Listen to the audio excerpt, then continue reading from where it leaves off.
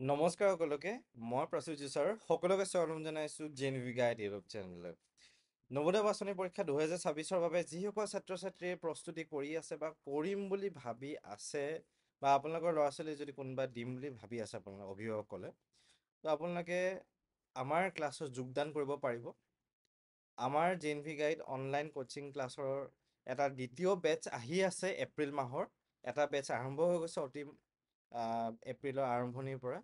এতিয়া second batch এপ্ৰিলৰ 26 তাৰিখৰ পৰা আহি আছে।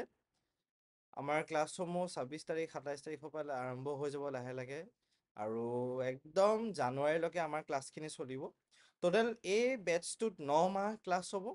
9 মাহত আমি গোটেইখিনি বস্তু আপোনালোকক কৰি শিকাম। গোটেই বস্তুখিনি মেণ্টেল এবিলিটি মানসিক দক্ষতা অসমীয়া মাধ্যমৰ কাৰণে ষ্টুডেণ্টৰ কাৰণে আহে। পাটিগণিত বা অংক বা অসমীয়া ভাষা জ্ঞানৰ যিখিনি ভাগ আছে সেই গোটেই ভাগখিনি আমি শিকাম আপোনালোকৰ ষ্টুডেণ্টক। গোটেই বস্তুখিনি পৰীক্ষাত যি আছে যেনেকৈ আছে OMR চিট পুৰণা প্ৰশ্ন কাকতৰ পৰা আদি কৰি আমি নিজে পৰীক্ষা পাতিম, কমন কুৱেশ্যন দিব আমি চেষ্টা কৰিম। আমাৰ নিজৰ যোৱা 4 বছৰ ধৰি আমাৰ যিখিনি এক্সপিৰিয়েঞ্চ তাৰ ফালৰ পৰা প্ৰায় আমাৰ এই 9 মাহত প্ৰায় আমাৰ 150কৈ অধিক ক্লাছ হ'ব গৈ আছে। 150তকৈ অধিক ক্লাছ, 150 ক্লাছ যদি মই কওঁ লাইভ ক্লাছ আমাৰ 150 লাইভ ক্লাছ হ'ব গৈ আছে। তাৰ লগত আমাৰ প্ৰত্যেকটো লাইভ ক্লাছৰ লগত ৰেকৰ্ডিং ক্লাছো দিয়া যায়, যাতে ষ্টুডেণ্টে মোবাইলত ক্লাছটো কৰি আছে, আজি পঢ়িলে কালি যাতে পাহৰি গ'লে আকৌ মোবাইলত উলিয়াই পেলাই বস্তুটো কালি ক্লিয়াৰ কৰি ল'ব পাৰে, সেই সুবিধাটো দিয়া যায় আমাৰ ক্লাছত। যদি ষ্টুডেণ্টে বুজি নাপায় ক্লাছত যে ছাৰ এইটো বুজা নাই, বাইদেউ এইটো বুজা নাই, সুধিব পাৰিব। প্ৰত্যেক সপ্তাহে সপ্তাহে আমাৰ ফালৰ পৰা আমাৰ টীমৰ ফালৰ পৰা আপোনালোকক ফোন কৰিব যে আপোনাৰ ল'ৰাটো বা ছোৱালীজনী কিমান পঢ়ি আছে, কি কৰিছে, কি নাই কৰা, কিমানখিনি আগবাঢ়ি আছে। গোটেইখিনি সুবিধা আমাৰ ক্লাছত পাব। প্ৰত্যেক মাহত আপোনালোকে 16ৰ পৰা 17টা ক্লাছ পাব। তাৰ লগত 6টা পৰীক্ষা হ'ব।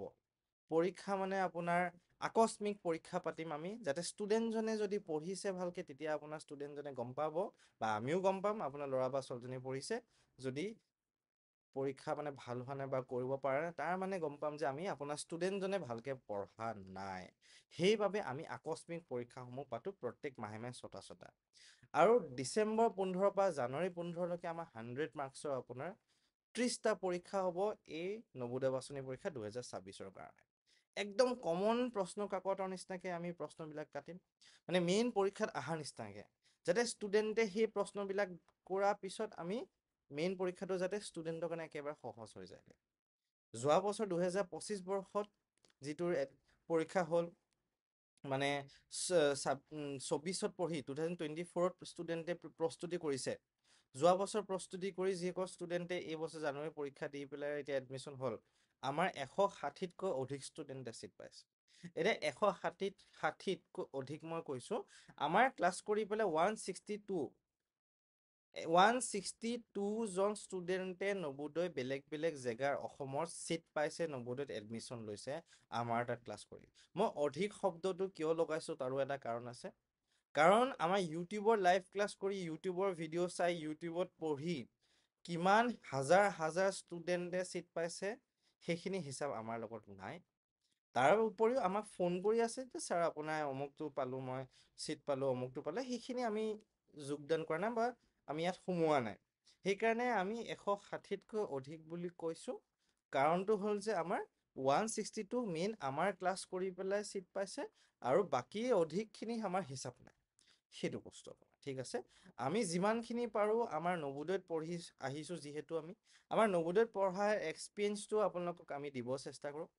আমাৰ যিমানখিনি 7 বছৰ এক্সপিৰিয়েঞ্চ আছে তাত যিমানখিনি আমি পঢ়িলোঁ, যিমানখিনি আমি তাত কৰিলোঁ বা এণ্ট্ৰেঞ্চ দি পেলাই যিখিনি বস্তু আমাৰ টিচাৰখিনিও নৱোদয় আছে, চ' সেই বস্তুখিনি আমি আপোনালোকক দিব চেষ্টা কৰিম এই ক্লাছত।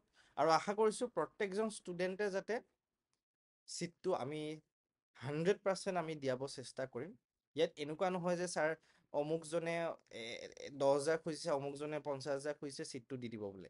সেই তেনেকুৱা যদি কোনোবা আছে যদিও আপোনাক যদিও কৈছে, আপোনাক ঠগাবলৈ, আপোনাক লুটিবলৈ, আপোনাৰ পৰা 2 নম্বৰী কৰি পইচা ল'বলৈ আপোনাক কৈছে কোনোবাই। ইয়াত আপোনাৰ খেলি মেলি একো নাই। আমাৰ যিমান কেইজন ষ্টুডেণ্টে ছিট পাইছে গোটেইকেইজনৰ কাৰোবাক যদি নাম্বাৰো লাগে মই নাম্বাৰো দিব পাৰিম।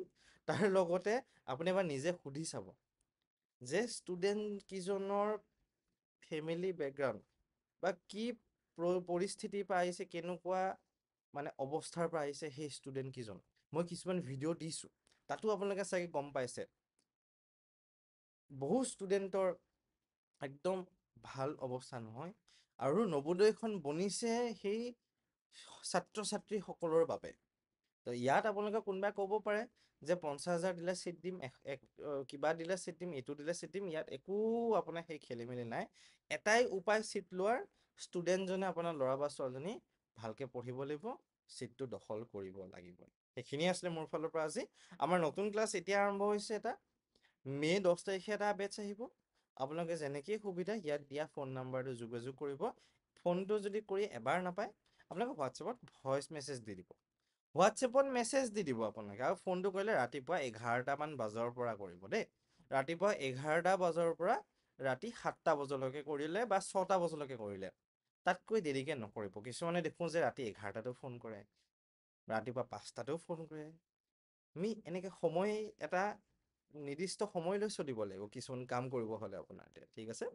তাৰপিছত আমি ৰাতিপুৱা কেইটা বজাৰ পৰা, ৰাতিপুৱা 11টা বজাৰ পৰা ৰাতি 6টা বা 7টালৈকে। বাকী আৰু হোৱাটছএপটো আমাৰ 24 ঘণ্টাই গোটেই বছৰটো 365 দিন আৰু 24 ঘণ্টা আমাৰ খোলা থাকে হোৱাটছএপ। হোৱাটছএপত মেছেজ বা লিখি দিলেও বা মুখেদি টিপি দি পেলাই কয় যে ভইচ মেছেজ, সেইটোও দিব পাৰে আপোনালোকে। ঠিক আছে, আশা কৰিছোঁ সকলো ষ্টুডেণ্টক যাতে আমি এবাৰ 100% চেষ্টা কৰিম ছিটটো আমি পাই, যাতে আপোনালোকৰ ল'ৰা ছোৱালী ছিট দিয়াওঁ বুলি নকওঁ, পাই যাতে। দিয়াটো হ'লে অলপ বেলেগ কয়, আৰু পোৱাটো মানে বেলেগ কয়। পোৱাটো মানে কষ্ট কৰি আমি পোৱাব চেষ্টা কৰিম ল'ৰা ছোৱালীক আপোনাৰ। ইয়াত 2 নম্বৰী খেল একো নাই, 2 নম্বৰী বস্তু একো নাই। কষ্টৰ ফল মিঠা, সেইটো বস্তুৱে আছে ইয়াত। কিছুমান বহুত ষ্টুডেণ্টে দেখিছোঁ কষ্ট কৰি পেলাই ছিট নাপায়, কোনো ডাঙৰ কথা নহয়, কোনো সমস্যা নাই। স্কুলত কিন্তু সেই ছাত্ৰ ছাত্ৰীকেইজন বহুত সফল হয়, নিজৰ জীৱনত কিন্তু সেই ছাত্ৰ ছাত্ৰীকেইজন বহুত সফল হয় দেই। সেইটো মই দেখিছোঁ। যোৱা 4 বছৰ JNV গাইড চলাইছোঁ বা 5 বছৰ মানৰ পৰা পঢ়াই আছোঁ। যোৱা 5 বছৰ নিজৰ অনুভৱৰ পৰা মই কৈছোঁ, বা মই নিজৰ শিক্ষকসকলৰ লগতো কথা পাতি বা বেলেগ মানুহৰ লগতো কথা পাতি মই দেখিছোঁ।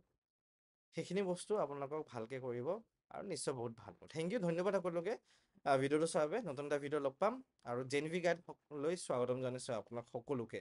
চেনেলটো নতুনকৈ যদি আহিছে ছাবস্ক্ৰাইব কৰি দিব, ৰঙা বটনটো দবাই পেলাই। আমাৰ ভিডিঅ' এতিয়াৰ পৰা ৰেগুলাৰ সাংঘাতিক আহি আছে আপোনালোকৰ আগলৈ। ধন্যবাদ।